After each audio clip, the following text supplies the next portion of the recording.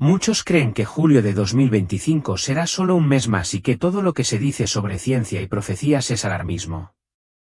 Pero les aseguro que lo que presencié durante mi muerte clínica cambiará sus creencias para siempre. Antes de Jesucristo, todo cambia, y vi eventos que están a punto de suceder. Y el cuarto evento cambiará nuestro mundo para siempre. Escucha hasta el final, porque la revelación final que presencié podría salvarte a ti y a tus seres queridos. Suscríbete al canal ahora y comenta abajo desde qué país lo estás viendo. Oraremos por ti y por tu nación.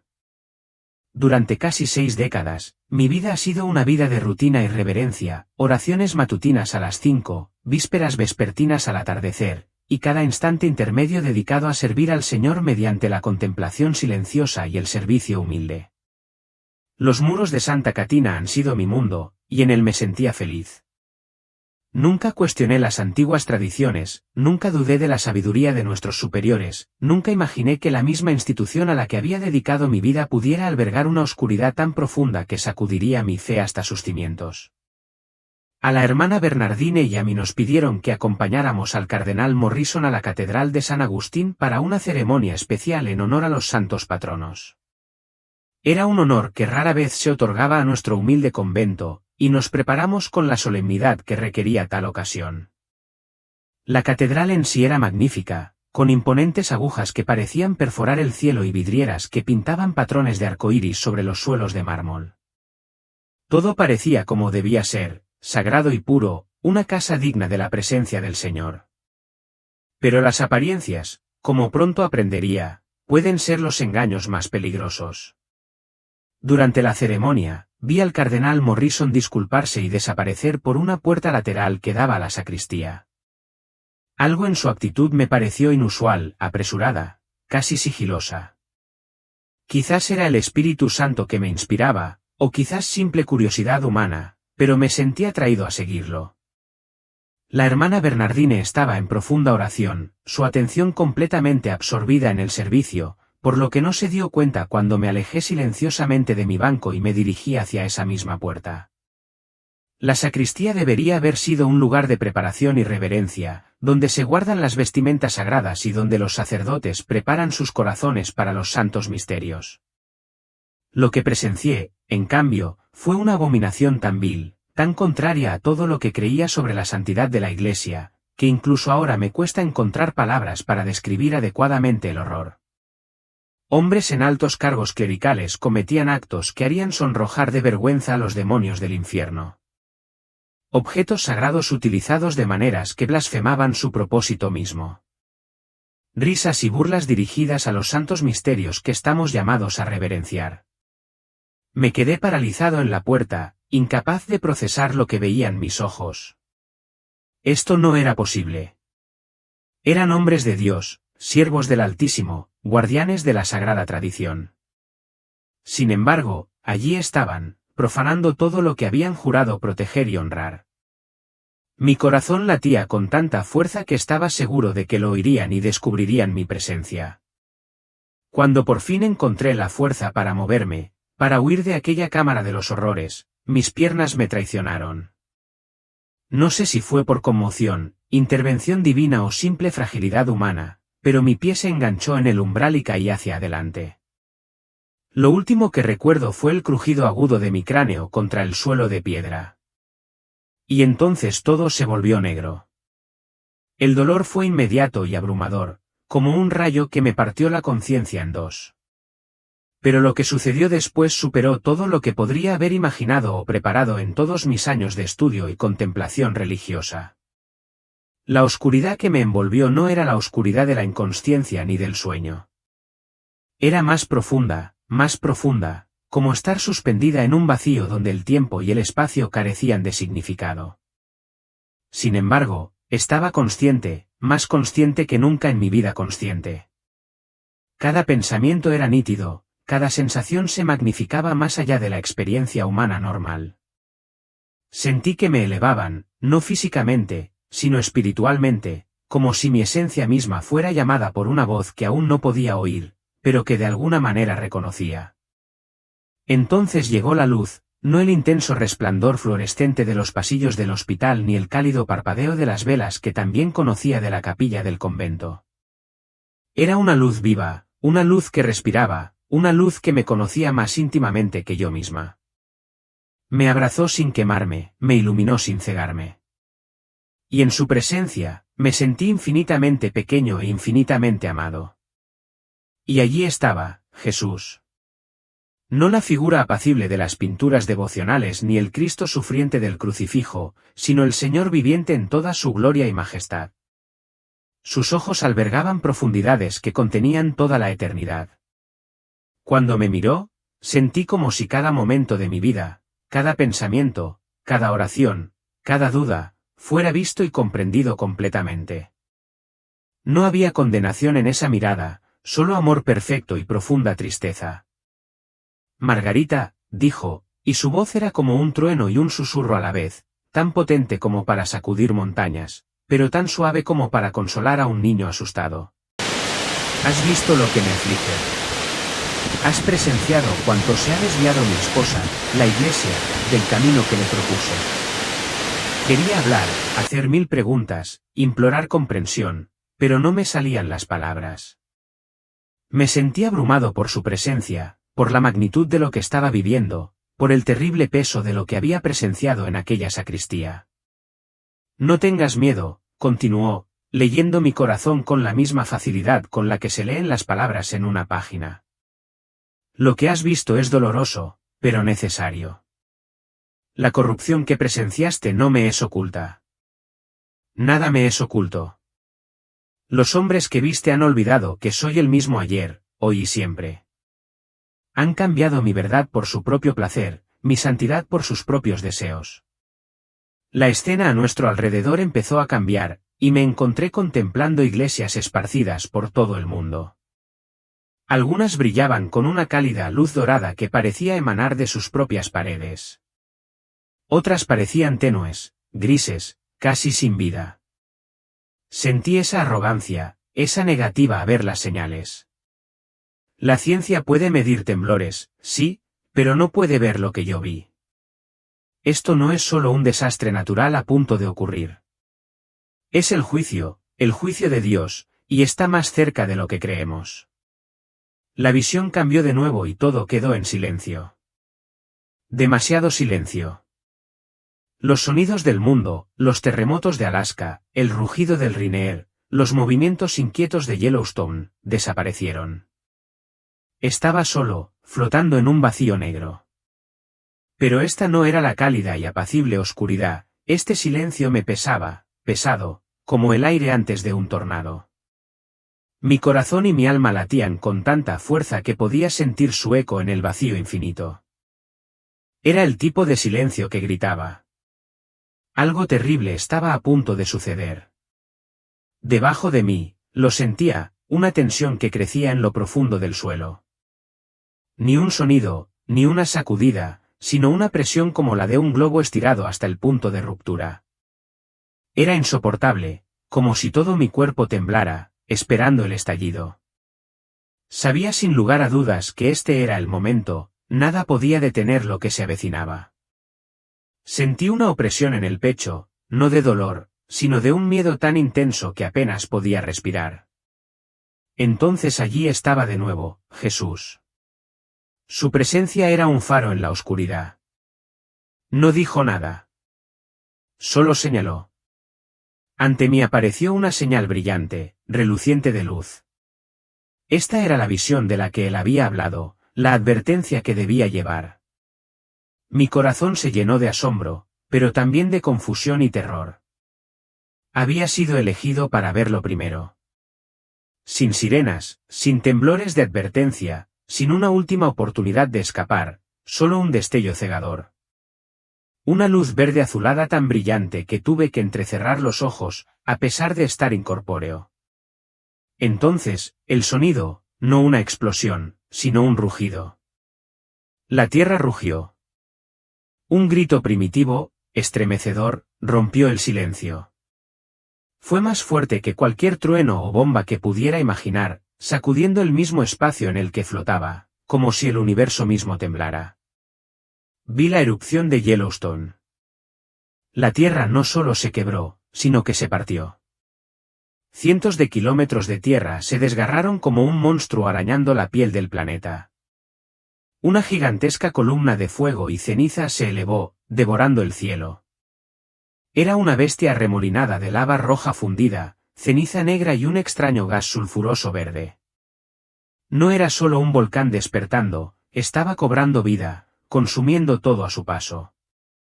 El aire ardía de furia.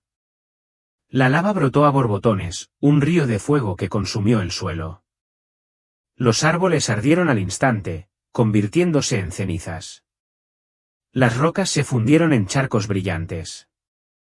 Incluso como espíritu, podía sentir el calor tan intenso que me sofocaba. El gas venenoso se expandió, una niebla sofocante que se tragó la vida en segundos. Los animales se desplomaron en el aire. Los árboles se marchitaron. Las praderas desaparecieron bajo la embestida. Fue una destrucción total, tan brutal que era inimaginable. Me quedé paralizada. Mi alma se sumió en un horror gélido. Esta era Mirjana. Esto era lo que Jesús me había advertido. No era una película, no era una pesadilla. Esto era real, un futuro que se avecinaba. Me sentí completamente impotente al presenciar el poder puro de la creación desatado. Si hubiera tenido ojos para llorar, habría derramado lágrimas. Esto era más que un desastre, era el juicio de Dios, y se acercaba rápidamente. La visión me elevó, como si me elevara sobre la tierra, contemplando la herida abierta de Yellowstone. Era destrucción sangrante.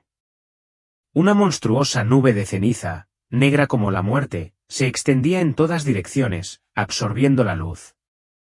El exuberante verdor de los bosques y las llanuras se desvaneció bajo un manto gris y sofocante. No era solo una tormenta, era una bestia que devoraba todo lo que daba vida a esta tierra. Wyoming y Montana se llevaron la peor parte. Ciudades como Bozeman y Jackson Hole, lugares llenos de vida, quedaron sepultadas en cuestión de horas. No lenta ni suavemente, sino rápidamente, como un maremoto de ceniza. Los edificios se hundieron bajo el peso. Las carreteras desaparecieron. No era polvo blando y polvoriento, eran fragmentos irregulares de vidrio, piedra y azufre ardiente que atravesaban la piel y abrasaban los pulmones. Vi gente ahogándose, agarrándose la garganta, con los ojos abiertos de terror mientras el aire se convertía en veneno. No te puedes imaginar la brutalidad, la velocidad. La vida simplemente se detuvo.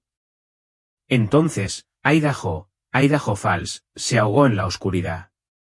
El cielo se llenó de ceniza. Los ríos se volvieron lentos, obstruidos por el lodo y los escombros. Sus aguas estaban contaminadas, inservibles.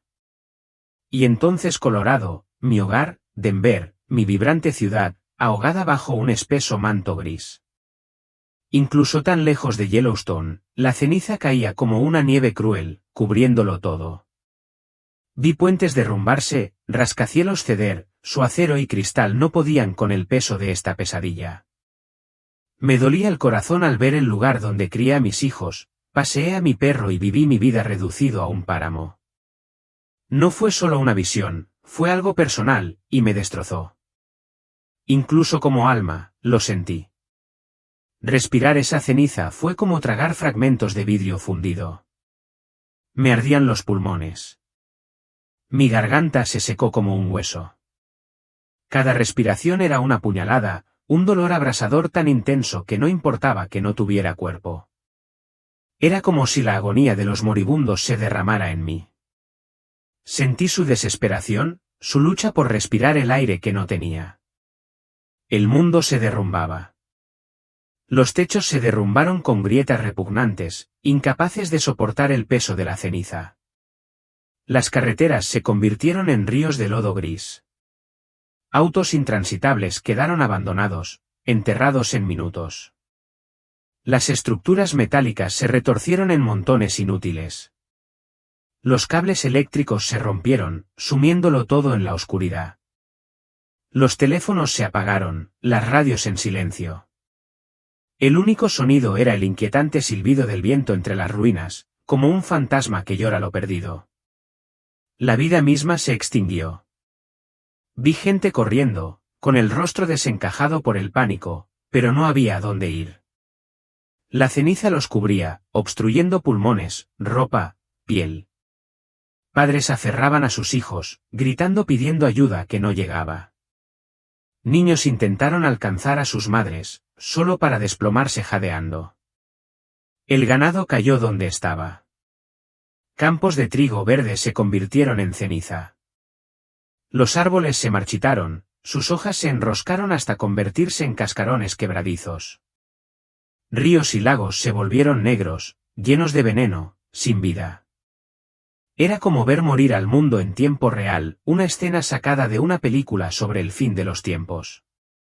Pero esto no era ficción. Me dolía el alma, destrozada por la más absoluta desesperanza. Esta era la verdad de Mana, y era más de lo que podía soportar. La visión se amplió, y la nube de ceniza no se detuvo en esos 4 estados. Era un monstruo imparable, transportado por el viento a través de Estados Unidos. Barrió el medio oeste, ahogando el valle del río Mississippi, extendiéndose hasta los grandes lagos. No le importaron las fronteras. Llegó a los océanos, esparciendo su veneno mucho más allá de nuestras costas. Esto no era solo un desastre, era una fuerza creciente, absorbente, implacable. El cielo se volvió negro, no como la noche, sino algo más pesado, opresivo. Una oscuridad que persistió día tras día sin fin. El sol se había ido, reducido a un tenue resplandor fantasmal, como el recuerdo de la luz del día que luchaba por abrirse paso. Recordé el Apocalipsis donde dice, el sol se oscurecerá y la luna no dará su resplandor. Solía pensar que eran solo palabras poéticas, metáforas. Pero ahora lo entendía. Esto no era poesía, era una realidad aterradora, una señal del fin de los tiempos que se desplegaba ante mí. Entonces la visión se volvió más extraña, más escalofriante. Vi una enorme montaña en llamas arrojada al mar, tal como se describe en Apocalipsis 8. Las aguas se volvieron amargas, un tercio de los ríos y lagos brillaban con un color verde enfermizo o ennegrecido, insípido, mortal. Luego vinieron las langostas de Apocalipsis 9, pero no eran insectos. Eran caos, enfermedad, tormento, angustia mental y física que no mataba. Pero hacía que la gente deseara que lo hiciera. Vi gente arañándose la piel, gritando desesperados, atrapados en un mundo que se desmoronaba. Era una locura, una pesadilla viviente. Parecía como si las páginas de las escrituras se desangraran en la realidad. Al desaparecer el sol, llegó el frío, no solo un frío invernal, sino un frío profundo que roba la esperanza. Un invierno volcánico se instaló, no por semanas, sino por años. Lo sentí incluso como alma, una helada desesperante que no era solo el clima, era la muerte de la vida misma. El corazón de Estados Unidos, nuestro granero, había desaparecido. Aquellos interminables campos de trigo y maíz que alimentaban al mundo estaban sepultados bajo las cenizas o marchitos por el frío y la falta de luz. Los cultivos necesitan sol y calor, y no tenían ninguno. Vi supermercados vacíos en cuestión de días. Estantes vacíos, sin una lata ni una barra de pan. El hambre no venía, estaba aquí. La vi extenderse, implacable como la ceniza misma. El pánico se movía más rápido que las nubes. Oía padres sollozar, incapaces de alimentar a sus hijos, rostros demacrados, ojos hundidos por la desesperación. Fenómenos. Sus ojos se abrieron a realidades espirituales que nunca antes habían percibido. Pudieron ver las influencias demoníacas que controlaban gran parte de lo que se consideraba cristianismo en su época. Pudieron discernir lo falso de lo verdadero con una claridad sobrenatural. Háblales de la señal roja, ordenó Jesús, y su voz adquirió nueva intensidad en el cielo, visible solo para quienes han despertado su visión espiritual. Aparecerá una luz carmesí. Se moverá por los cielos como un cometa. Pero no es un cuerpo celeste conocido por la astronomía. Es mi señal, mi estandarte alzado para mis seguidores. Cuando vean esta señal, sabrán que su redención está cerca. Oh, mientras hablaba, la señal roja apareció en la visión sobre nosotros. Era impresionante por su belleza y terrible por sus implicaciones. La luz latía con energía divina, tiñendo las nubes de tonos escarlata y dorado. Aquellos que habían respondido al llamado espiritual cayeron de rodillas en adoración al contemplarlo, mientras otros continuaron con sus rutinas diarias, completamente ajenos al milagro que ocurría sobre sus cabezas. Esta señal permanecerá visible durante 39 días, continuó Jesús. Durante este tiempo, mis verdaderos discípulos experimentarán una aceleración de crecimiento espiritual sin precedentes en la historia de la humanidad. Profetizarán. Sanarán enfermos. Expulsarán demonios con una autoridad que desconocían. El poder que obró en mis apóstoles obrará a través de ellos. Porque la cosecha final requiere obreros revestidos del poder de lo alto. Observé cómo creyentes comunes se transformaban en guerreros espirituales. Ancianas que nunca habían hablado en público comenzaron a predicar con el fervor de los antiguos profetas. Jóvenes que habían sido tímidos en su fe se convirtieron en evangelistas audaces, intrépidos ante la persecución. Niños comenzaron a tener visiones y sueños, pronunciando palabras de conocimiento que asombraban a los adultos que los rodeaban. Pero recuerda esto, Margarita, dijo Jesús, con un tono aún más apremiante. No todos los que se llaman cristianos serán parte de este despertar. Las iglesias que has visto, las instituciones comprometidas que han cambiado mi verdad por popularidad, permanecerán ciegas ante lo que está sucediendo. Justificarán los milagros, justificarán las señales y continuarán en su letargo espiritual mientras el mayor mover de mi espíritu en la historia humana se desarrolla a su alrededor. La visión me mostró la desgarradora realidad de esta división espiritual. En la misma congregación, los familiares se sentaban uno al lado del otro, pero solo algunos podían ver el letrero rojo encendido en lo alto. Hermanos y hermanas que habían asistido juntos a la iglesia durante décadas se encontraron separados por una barrera invisible, un grupo despertaba a una realidad espiritual sin precedentes, mientras que el otro permanecía atrapado en la rutina religiosa. Por eso es necesario que vengan las pruebas, explicó Jesús, respondiendo al dolor que sentía al presenciar estas divisiones. El trigo y la cizaña han crecido juntos durante tanto tiempo que solo la intervención divina puede separarlos. La tormenta sacudirá lo que pueda ser sacudido, y el llamado espiritual revelará lo que se esconde en los corazones de los hombres. Ambos son actos de misericordia, pues brindan una última oportunidad para que los tibios se enciendan, para que los dormidos despierten. Vi a pastores abandonar sus púlpitos cuando ya no podían negar los acontecimientos sobrenaturales que ocurrían en su entorno. Algunos se postraron en arrepentimiento, comprendiendo finalmente cuánto se habían alejado de la verdadera fe. Otros endurecieron aún más sus corazones, denunciando las señales como un engaño o una decepción demoníaca. La división se extendió por cada denominación, cada iglesia, cada familia cristiana. Después del 30 de julio, dijo Jesús, con la firmeza del decreto divino, todo cambia.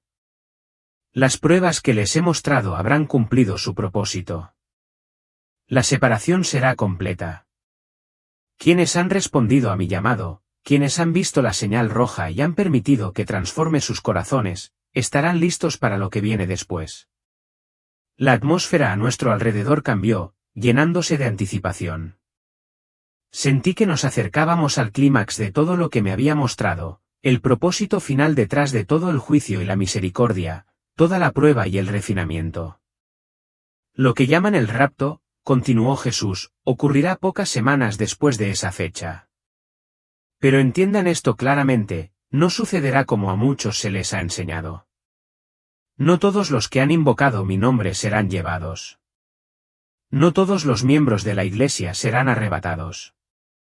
Solo aquellos cuya fe haya sido probada genuinamente a través de las pruebas, solo aquellos que verdaderamente han nacido de nuevo, y no simplemente convencidos por argumentos intelectuales o experiencias emocionales. La visión que tuve a continuación me llenó de terror y esperanza a partes iguales. Jesús levantó la mano, y el reino espiritual se abrió ante mí como un pergamino que se desenrollaba por los cielos.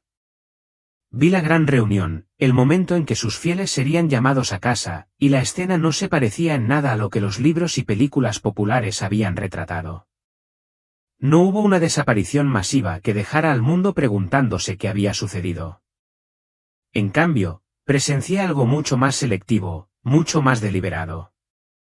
En todo el mundo, en momentos de tranquilidad, cuando los elegidos estaban a solas con su Dios, simplemente salían de este reino y entraban en la eternidad.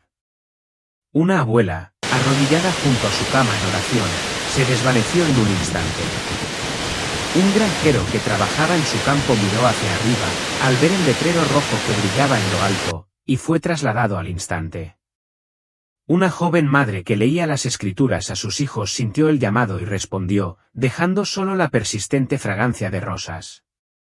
¿Ven qué dulce es esta reunión?, preguntó Jesús con una voz llena de tierno amor. No vengo como ladrón a robar a mi amado.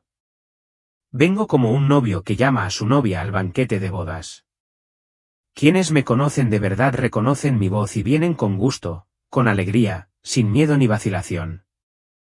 Observé cómo los fieles desaparecían uno a uno, no en un espectáculo dramático, sino en momentos íntimos de comunión con su Señor. Cada partida era personal, sagrada, presenciada solo por los ángeles que los acompañaban a casa.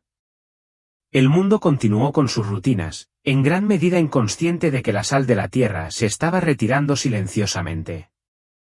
¿Pero qué pasa con los que quedan?, me pregunté, aunque no estoy seguro de si hablé en voz alta o si Jesús simplemente escuchó el clamor de mi corazón. Su expresión se tornó seria, y la escena cambió para mostrarme iglesias de todo el mundo. A la mañana siguiente de la reunión, los púlpitos estaban vacíos, no porque se hubieran llevado a los pastores, sino porque habían huido aterrorizados al darse cuenta de que los habían dejado atrás. Las congregaciones se reunieron confusas, muchas aún ciegas a las realidades espirituales que se habían desplegado a su alrededor. Algunas lloraron, al comprender finalmente su verdadera condición. Otras se enfurecieron y denunciaron a los difuntos como fanáticos y sectarios. Sin embargo, el gran engaño alcanzaría su plenitud.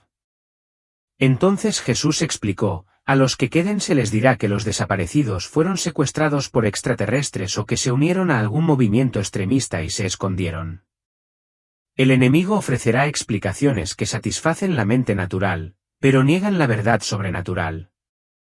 La mayoría creerá estas mentiras porque han sido condicionados a rechazar cualquier cosa que requiera una fe genuina. Presencié las consecuencias con creciente horror. Iglesias que antes afirmaban predicar el Evangelio se transformaron de la noche a la mañana en centros de filosofía mundana y activismo social.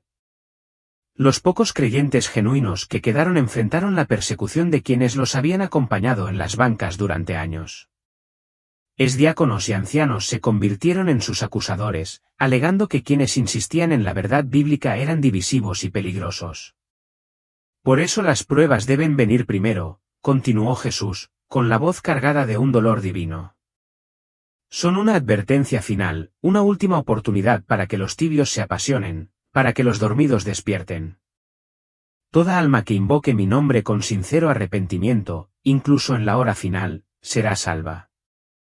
Pero llega un momento en que la misericordia da paso al juicio, cuando la puerta se cierra y por mucho que se llame, no se puede abrir de nuevo. La visión se expandió hasta abarcar el mundo entero, y vi los rápidos cambios que seguirían a la partida de los fieles. Gobiernos que habían sido frenados por las oraciones de los justos de repente dieron rienda suelta a sus impulsos tiránicos. De la noche a la mañana se aprobaron leyes que criminalizaban el cristianismo bíblico, a la vez que promovían toda forma de maldad. Niños fueron retirados de hogares donde sus padres enseñaban valores tradicionales.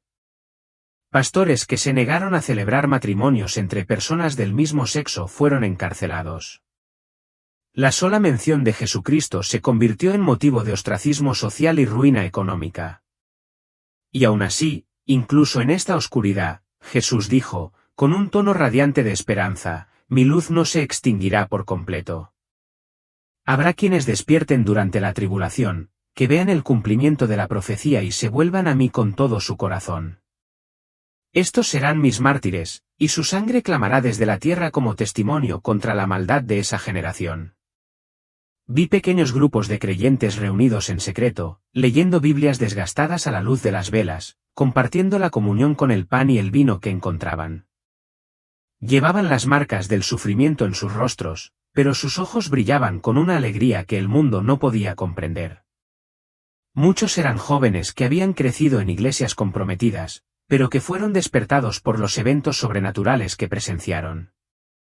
Diles esto, Margarita, ordenó Jesús, y su voz asumió la autoridad del decreto divino. Se acabó el tiempo de jugar a la iglesia. Se acabó el tiempo del cristianismo cómodo. ¿Qué enfoques pondrán a prueba cada profesión de fe, revelarán cada pecado oculto y expondrán cada fundamento falso? Solo quienes han edificado sobre la roca de una relación genuina conmigo sobrevivirán a lo que viene. El panorama cambió una vez más, y me encontré contemplando Estados Unidos en los días posteriores a las pruebas físicas y espirituales. El paisaje se transformó no solo por el devastador huracán, sino también por el despertar espiritual que lo precedió. Ciudades que se habían burlado de Dios yacían en ruinas, mientras que los pequeños pueblos donde los creyentes se reunían para orar permanecían intactos. Enormes catedrales habían quedado reducidas a escombros, mientras que humildes iglesias rurales permanecían como monumentos a la fiel perseverancia. Los orgullosos serán humillados y los humildes exaltados. Jesús declaró, los primeros serán los últimos, y los últimos serán los primeros. Todo lo que el hombre ha construido desafiando mis caminos se derrumbará como castillos de arena ante la marea. Pero lo que yo he construido, lo que he establecido mediante las oraciones y las lágrimas de mis fieles, eso perdurará para siempre. Observé cómo los sobrevivientes emergían de la devastación, algunos destrozados y desesperados, otros llenos de una paz sobrenatural a pesar de sus pérdidas. La diferencia era marcada e innegable. Quienes habían confiado en sus propias fuerzas, en sus pólizas de seguro, en sus programas de asistencia gubernamental, vagaban sin rumbo entre los escombros. Pero quienes habían depositado su confianza en el Señor hallaron provisión en los lugares más inesperados, encontraron refugio donde no debería haberlo, experimentaron milagros que desafiaron toda ley natural. Esto es lo que intenté enseñar a mis discípulos, explicó Jesús, al ver mi asombro ante estas provisiones sobrenaturales. Consideren los lirios del campo, cómo crecen. No trabajan ni hilan. Sin embargo, ni siquiera Salomón en toda su gloria se vistió como uno de ellos. Si Dios viste así la hierba del campo, que hoy es y mañana se echa al horno, no hará mucho más por ustedes, hombres de poca fe. La visión me mostró familias que lo habían perdido todo, pero que habían obtenido algo infinitamente más valioso. Niños que deberían haber quedado traumatizados por la destrucción, en cambio, irradiaban una paz que asombró a los socorristas que los encontraron. Creyentes ancianos, que habían sido considerados débiles e indefensos, se convirtieron en fuentes de fortaleza y sabiduría para comunidades enteras. Lo sobrenatural se había vuelto natural para quienes vivían con fe genuina. Pero el milagro más grande, dijo Jesús, dirigiendo mi atención a una escena particularmente notable, es la cosecha de almas que surgirá de estas pruebas. Más personas se volverán a mí con genuino arrepentimiento durante estos días oscuros que en décadas de cómodos servicios religiosos y evangelismo basado en el entretenimiento. Presencié bautismos masivos en calles inundadas, servicios de comunión celebrados en santuarios destruidos, reuniones de oración que se prolongaron durante días sin interrupción. El sufrimiento había despojado a la humanidad de toda pretensión, de toda fachada, dejando corazones en carne viva y desesperados por algo real. Cuando las almas hambrientas se encontraban con creyentes de fe genuina, que irradiaban auténtica paz en medio del caos, acudían como ciervos al agua. Por eso permito las pruebas, explicó Jesús, con la voz llena de tristeza y alegría. No porque me deleite con el sufrimiento humano, sino porque la gente cómoda rara vez me busca con todo su corazón. Es cuando todas las demás fuentes de seguridad fallan que los hombres recurren al único fundamento inquebrantable. La escena se amplió para mostrarme el impacto global de estas pruebas estadounidenses. Las noticias de los eventos sobrenaturales se difundieron rápidamente por las redes sociales y las cadenas internacionales de noticias, imágenes de casas intactas mientras los vecindarios circundantes eran arrasados, vídeos de creyentes prediciendo exactamente dónde azotaría el huracán y dónde se desviaría, testimonios de provisión y protección milagrosas. Todo esto generó un despertar espiritual mundial. La cosecha no se limita a América, declaró Jesús. Lo que comience allí se extenderá por toda la tierra como un reguero de pólvora. Cada nación tendrá la oportunidad de ver mi poder manifestado, de presenciar la diferencia entre quienes realmente me conocen y quienes solo saben de mí.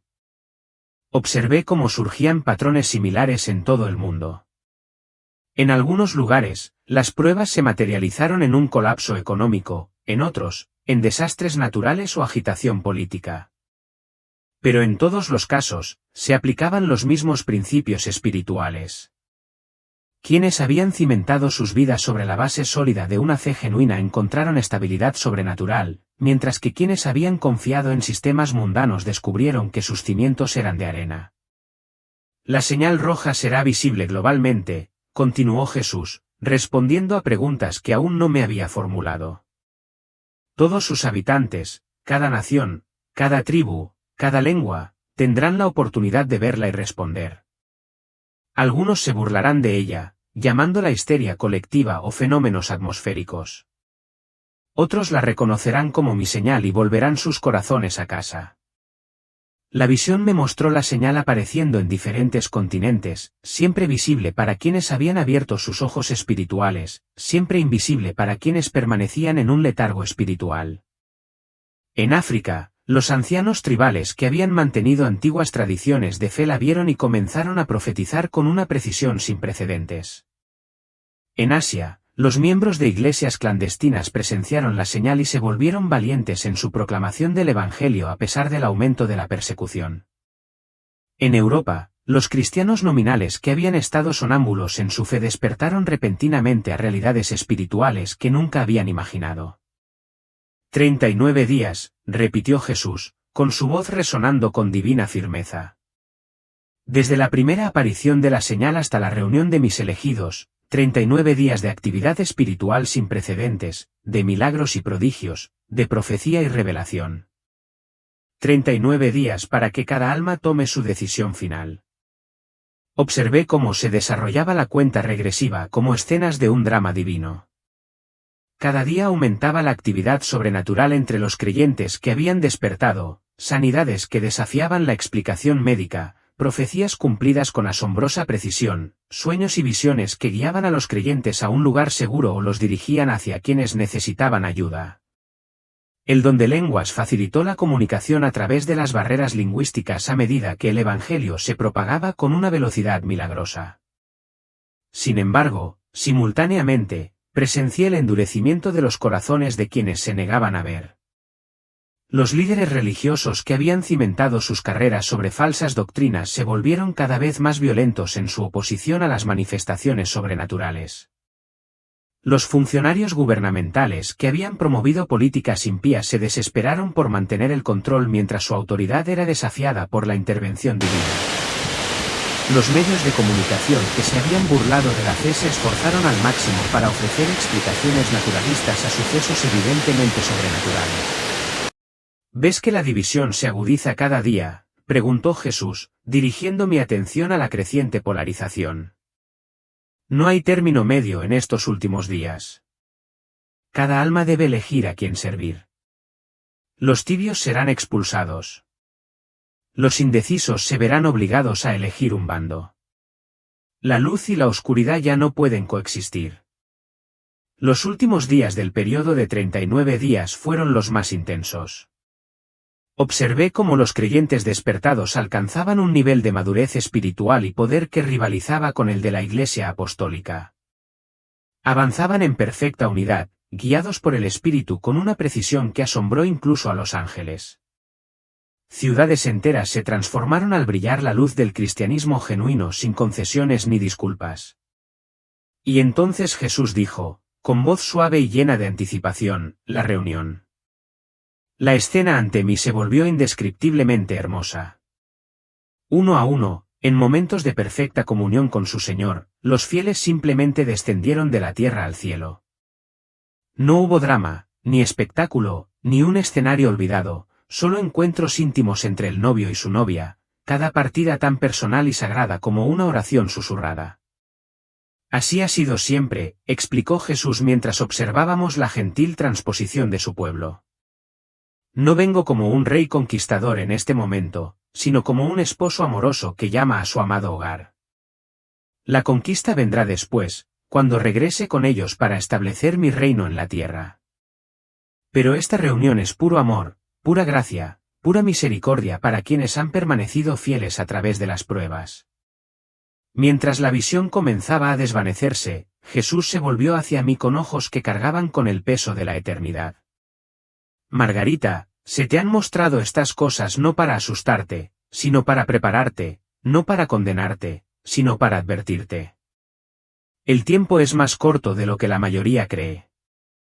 Las pruebas están más cerca de lo que muchos imaginan, pero mi misericordia está disponible para todos los que la reciban con sinceridad.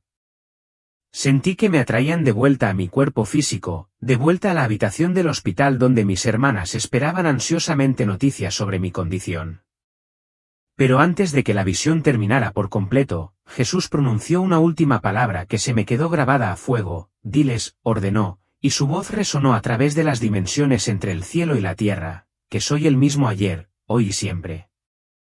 Mis principios no han cambiado. Mi santidad no ha disminuido. Mi amor permanece constante, pero mi paciencia con la rebelión se agota. Que quienes tengan oídos para oír entiendan lo que el Espíritu dice a las iglesias. La luz empezó a desvanecerse y sentí el peso aplastante de mi cuerpo físico asentándose en mi espíritu como una pesada prenda. El pitido de los monitores reemplazó la música celestial que había estado escuchando. El olor estéril del antiséptico eclipsó la fragancia del paraíso que me había envuelto. El dolor regresó a mi cráneo donde había golpeado el suelo de piedra, y jadeé al recuperar la consciencia por completo. La hermana Bernardine estaba allí, con el rostro curtido y surcado por la preocupación, mientras el rosario repiqueteaba suavemente entre sus dedos temblorosos. Cuando abrí los ojos, gritó de alivio y gratitud, llamando al médico y murmurando oraciones de agradecimiento. Pero pude ver en su expresión que presentía que algo había cambiado, que la mujer que había despertado no era la misma que la que había caído.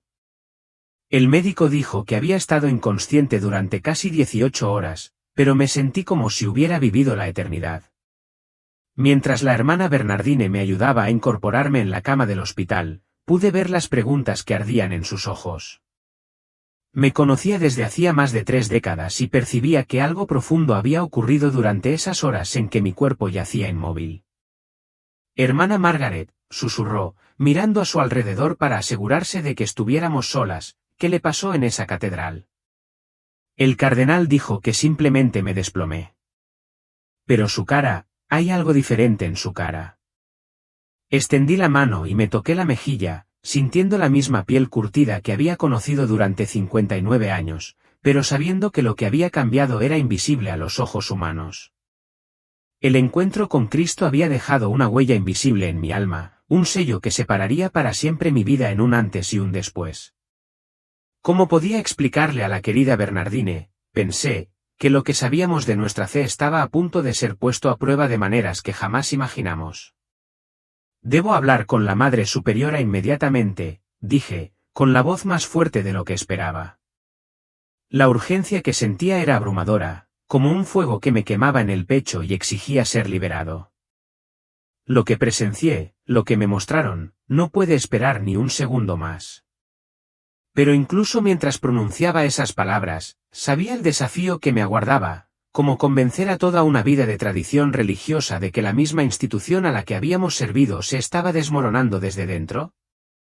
Como decirles a las monjas fieles que dedicaron su vida a la Iglesia que gran parte de lo que se autodenomina cristianismo se ha visto comprometido hasta quedar irreconocible. Su rostro se llenó de preocupación y curiosidad. Mientras avanzábamos lentamente por el pasillo del hospital, me encontré viéndolo todo de otra manera. El capellán que nos cruzó en el pasillo se movía con una seguridad mundana que ahora reconocí como vacío espiritual.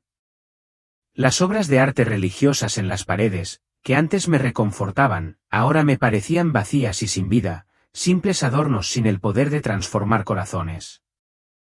Cuando finalmente regresamos al convento de Santa Catalina, la Madre Superiora nos recibió en su estudio privado. Era una mujer a la que había respetado y obedecido sin rechistar durante décadas. Pero al mirarla a los ojos, pude ver la misma ceguera espiritual que Jesús me había mostrado, que afligía a gran parte de la Iglesia. Ella escuchó con amabilidad mientras comenzaba a relatar mi experiencia, pero pude ver cómo el escepticismo crecía en su expresión con cada palabra que pronunciaba. Hermana Margaret, me interrumpió suavemente después de que solo le describiera la primera parte de mi visión, sufrió una lesión grave en la cabeza.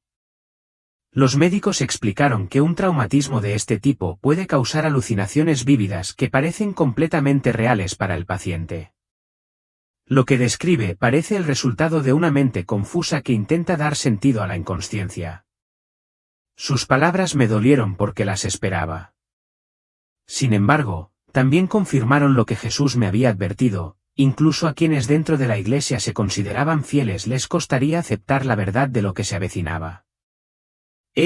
Madre, dije, con la voz temblorosa por el peso de lo que llevaba. He servido en este convento durante casi 6 décadas. Nunca me han gustado las fantasías ni las afirmaciones místicas. Pero lo que experimenté fue más real que esta conversación que estamos teniendo. Jesucristo mismo me habló, me mostró visiones de lo que está por suceder.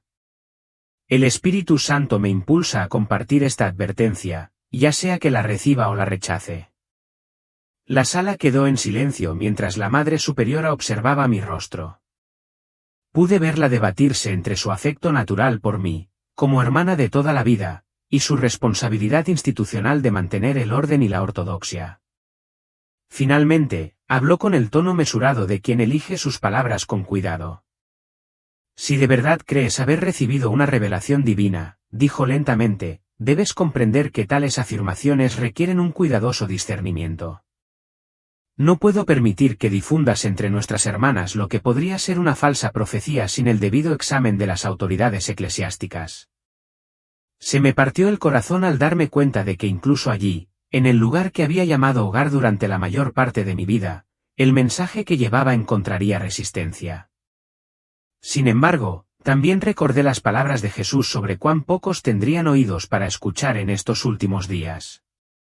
El mismo rechazo que experimentaba confirmaba la verdad que se me había mostrado. Entiendo tu postura, madre, respondí, aunque con todas mis fuerzas quería gritar de frustración. Pero también entiendo que el tiempo apremia. Las pruebas que me mostraron comenzarán pronto, y quienes no estén preparados espiritualmente serán arrastrados por fuerzas incomprensibles. Durante los días siguientes, me sentí cada vez más aislada dentro de los muros del convento. La noticia de mi visión se había extendido entre las hermanas, creando división donde antes había unidad. Algunas se acercaron a mí en privado, con los ojos brillantes de curiosidad y esperanza, pidiéndome más detalles sobre lo que había visto. Otras me evitaron por completo, visiblemente incómodas con afirmaciones que desafiaban su visión del mundo. La hermana Bernardine siguió siendo mi confidente más cercana, escuchando con creciente asombro a medida que compartía más detalles de la revelación. Siempre había sido más sensible espiritualmente que la mayoría, y pude ver cómo su mirada se reconocía al describirle las señales que distinguirían a los verdaderos creyentes de quienes solo jugaban a la religión. Hermana Margaret, susurró una noche mientras nos arrodillábamos juntas en la capilla para la oración vespertina, he estado teniendo sueños extraños en los que veo una luz roja en el cielo y la gente a mi alrededor parece no poder verla, cree que podría estar relacionado con lo que le mostraron. Mi corazón saltó de alegría y confirmación. Bernardine, dije, apretándole la mano con fuerza, debes preparar tu corazón. Lo que ves en tus sueños es el comienzo de algo más grande de lo que jamás hayamos experimentado. Aférrate a la fe genuina, no a la rutina religiosa. La prueba está a punto de comenzar. A medida que Julio se acercaba a su fin, sentía que la urgencia se intensificaba cada día. El ritmo cómodo de la vida conventual continuaba a mi alrededor, pero percibía fuerzas invisibles que se arremolinaban como nubarrones en el horizonte. Otras hermanas empezaron a relatar sueños inusuales y experiencias espirituales, aunque la mayoría estaban demasiado asustadas o confundidas para hablar abiertamente de ellas. Las noticias del mundo exterior parecían confirmar la proximidad de las pruebas que me habían mostrado. Los patrones meteorológicos se volvían cada vez más erráticos, y los meteorólogos no podían explicar las inusuales formaciones que aparecían sobre el Atlántico. Las tensiones políticas se intensificaban a un ritmo sin precedentes, como si una mano invisible estuviera removiendo la olla del conflicto humano. Pero la confirmación más significativa llegó a través de esta pequeña red de creyentes verdaderamente fieles con quienes comencé a conectar mediante la oración y la indagación cuidadosa. Un pastor de una zona rural de Kentucky me contactó tras escuchar mi testimonio y me contó que él también había recibido advertencias sobre las pruebas venideras y la separación espiritual.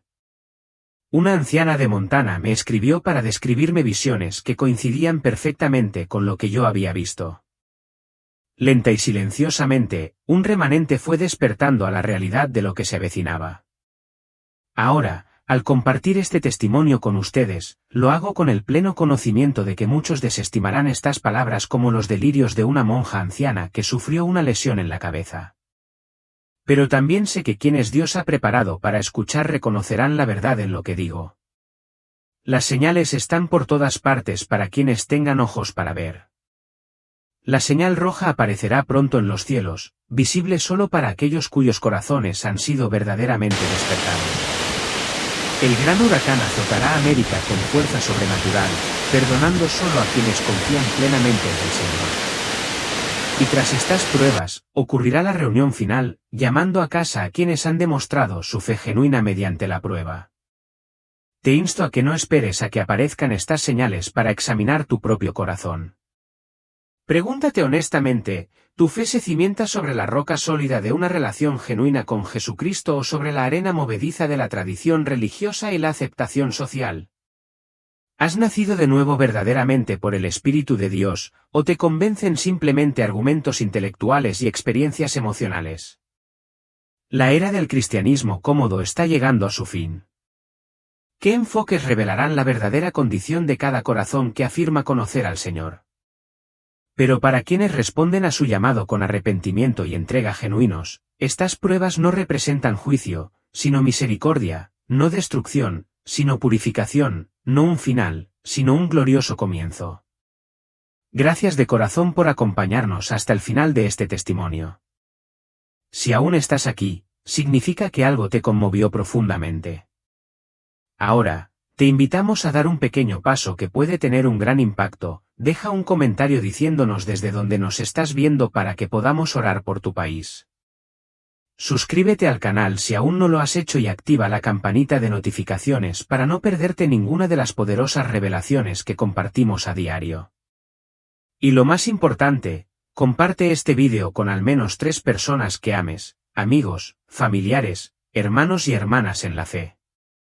Porque un simple clic puede cambiar un alma, reavivar la esperanza y devolver un corazón a Dios. Que el Señor te bendiga y te guíe siempre en la verdad.